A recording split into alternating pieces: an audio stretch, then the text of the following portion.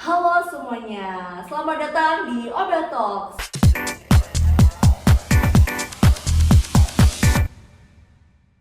Aku Luna bersama rekan-rekan aku.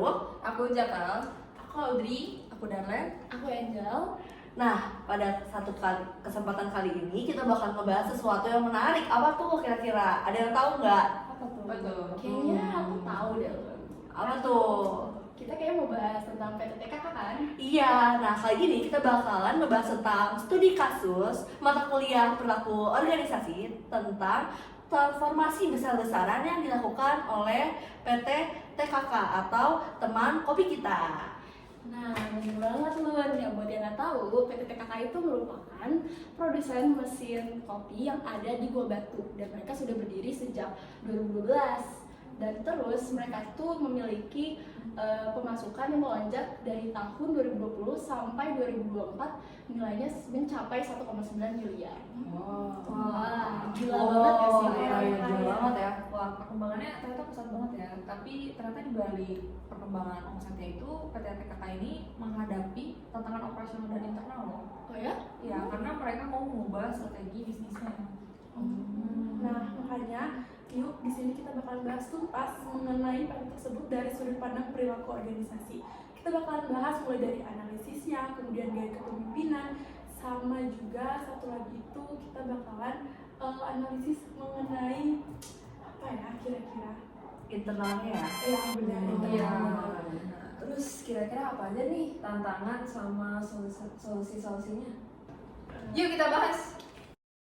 Oke, kita mulai dari kondisi awal perusahaan dulu kali ya Angel. Nah, menurut kamu itu kondisi awal PT TKK atau Teman Kopi Kita itu menurut teori Robin and Judge itu tuh termasuk work team atau work group sih? Oke, pertanyaan bagus banget Luna. Nah, berdasarkan analisis kelompok kami, kondisi awal PT TKK itu lebih disebut sebagai work group. Menurut teori Robbins Judge, work group itu interaksi cuman berbagi informasi yang bikin keputusan supaya masing-masing anggota bisa menjalankan keputusannya masing-masing. Nah, kalau kayak gitu kira-kira apa aja sih yang memperkuat bukti kalau misalnya si PT tersebut tuh masih work group? Nah, untuk buktinya Dri, itu tuh udah jelas banget. Yang pertama, polanya itu masih unit based, di mana setiap fungsi kerja terpisah dan belum terintegrasi. Yang kedua, kepemimpinannya itu sangat terpusat karena direkturnya itu memegang kendali yang penuh atas keputusan strategis maupun operasional. Efeknya pun banyak rework, komponen cacat, scrap yang tinggi, dan bottleneck. Nah, betul banget sih Angel, soalnya PT TKK itu mau mengubah dari strategi MTO atau make to order, jadi kayak sistem PO gitu loh. Jadi strategi MTS atau make to stock, jadi kayak penyimpanan atau ada inventory-nya. Terus target penjualannya itu kayak target produksinya mau 150 unit per hari gitu. Nah, tapi dengan perubahan seperti itu, mereka tuh nggak bisa pakai work group terus, mereka tuh harus ganti jadi work team. Nah, kenapa sih harus full team tuh? Sebab sistem MTS itu menuntut tujuan bersama atau kolektif gitu, atau goal. Bagian pemasaran, produksi, logistik itu nggak bisa kerja sendirian. Gaya kerja juga harus dirubah dari unit base menjadi proses base. Di sini dibutuhkan positif sinergi buat menyelesaikan masalah operasional serta mutual accountability alias tanggung jawab bersama. Oke, I see. Jadi kalau target produksinya tuh gagal, itu bukan cuma salah orang pabrik, tapi tanggung jawab bersama dari logistik sampai pemasarannya. Ditambah lagi rencana rekrutmen sarjana S1 Teknik Industri bakal menciptakan complementary skills atau keterampilan yang saling melengkapi dengan staf kelulusan SMK yang sudah ada. Boleh juga sih berarti ya. Wah, berarti dari penjelasan Luna ada transisi dari work group ke work team. Nah, berarti kita butuh leadership yang kuat di sana. Kira-kira menurut Darlen, tipe kepemimpinan apa sih yang cocok buat PT TKK di supervisor dan manajernya?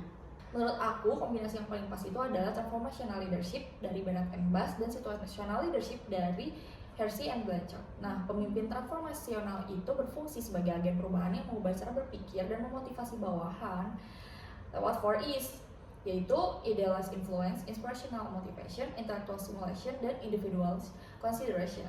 Nah, sementara itu kepemimpinan situasional itu penting banget nih karena pemimpin harus fleksibel menyesuaikan arahan dan dukungan sesuai tingkat kesiapan atau readiness level karyawannya. Wow, ternyata keren banget ya teorinya Darlen. Terima kasih banyak ya. Nah, kira-kira dari Audrey sendiri nih, ada nggak sih kayak bukti di lapangan atau kasus dari PT TKK-nya ini sendiri yang ada pendekatannya gitu ke kepemimpinan tadi? Boleh. Banyak banget buktinya lu. Nah, yang pertama itu ada perubahan dari MTO ke MTS. Itu kita butuh inspirational motivation itu buat menyatukan visi karyawan agar siap memproduksi massal. Kemudian yang kedua itu ada yang namanya rencana investasi mesin otomatis menuntut intellectual stimulation supaya karyawan SMK itu mau belajar cara kerja baru dan meninggalkan kebiasaan yang lama. Kemudian yang ketiga itu untuk di bagian situational leadership-nya, nah itu tuh karakteristik PT-nya itu beragam. Ada yang rajin, kemudian ada yang paham tugasnya, tapi ada juga beberapa tuh yang masih harus diawasi dengan ketat. Jadi manajernya nggak bisa pakai satu aja gaya kerjanya. Jadi emang harus disesuaikan dengan kondisi dari si perusahaan dan karyawannya. Kayak gitu guys. Iya. Bener banget nih, pendekatan kepemimpinan yang tepat itu bisa meminimalkan resistensi karyawan. Nah, ngomongin soal tantangan perubahan, kira-kira Zara tahu gak nih perubahan 3 tahap Kurt-Lewin? Boleh dijelasin gak nih, Zah? Nah, boleh banget. Teori Kurt-Lewin itu membagi perubahan jadi 3 tahap. Ada unfreezing, terus ada changing, dan refreezing. Nah, di PT TKK ini tantangan terbesar pada tahap unfreezing atau pencairan itu adalah menyadarkan karyawan bahwa utilitas kapasitas produksi mereka saat ini tuh baru 50-60% dan banyak terjadi pemborosan bahan bakunya. Nah, jadi pemimpin itu harus bisa mencairkan status quo agar karyawan tuh mau menerima perubahan strategi ini. Kalau di tahap changing sendiri yang kamu tadi udah jelasin itu, bagaimana sih implikasinya, Zahra? Oke, jadi kan itu termasuk tantangan ya. Jadi tantangan itu adalah proses adaptasi. Nah, karyawan itu dipaksa mengubah gaya kerja dari unit based ke process based. Nah, berkoordinasi lintas fungsi dan juga mempelajari teknologi mesin otomatis baru. Ini bisa memicu kebingungan atau peningkatan beban kerja sementara. Nah, jadi yang terakhir itu di tahap refreezing atau pembukuan kembali. Tantangannya itu adalah menjaga konsistensi agar karyawan tidak balik lagi ke kebiasaan lama yang tidak terintegrasi. Caranya itu perusahaan itu harus membuat standar operasi, prosedur atau SOP baru dan sistem evaluasi kelompok yang jelas. Gitu ya. Oke, ternyata luar biasa banget ya pembahasan Oben Talk kita pada episode kali ini. Jadi kesimpulannya, transformasi dari PT TKK ini gak cuma dari aspek make to order jadi make to stock ya. Jadi kayak banyak tinjauan-tinjauan lainnya kayak apa? Coba. Betul, jadi kita juga melibatkan mengenai perubahan perilaku masyarakat nih yang awal dari work group menjadi work team, kemudian gaya kepemimpinan yang berubah dari tradisional menjadi fungsional, dan juga perubahan masyarakat ini, perubahan manajemennya itu terdapat dalam mode Queen. Betul. Iya, betul banget. Kelas. Nah, semoga analisis dari kelompok kita ini bisa ngasih nih gambaran nyata bahwa perilaku organisasi ini tuh penting terhadap kesuksesan sebuah perusahaan industri. Oke, kami dari kelompok 1 TI 9 pamit undur diri. Bye bye.